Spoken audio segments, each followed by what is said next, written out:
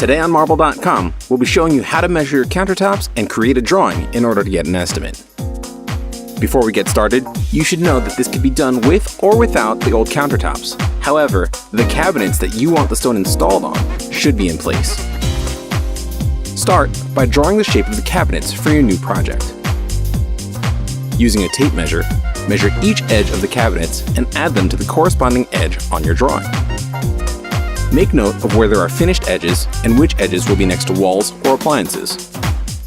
If you're getting a 4-inch backsplash, make sure to mark the corresponding walls as well. Full granite backsplashes are estimated separately. Make note of what type of sink you'll be using, whether it's drop-in or undermount in kitchens, or a vessel sink if you're measuring a bathroom vanity. If your stove is a cooktop or slide-in, we'll need to know that as well.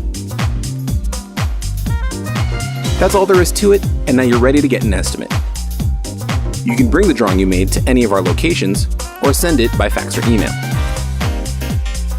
If you want to get your quote instantly, you can use our online estimate tool or our exclusive iPad app. Thank you for watching. Make sure to visit Marble.com to get your quote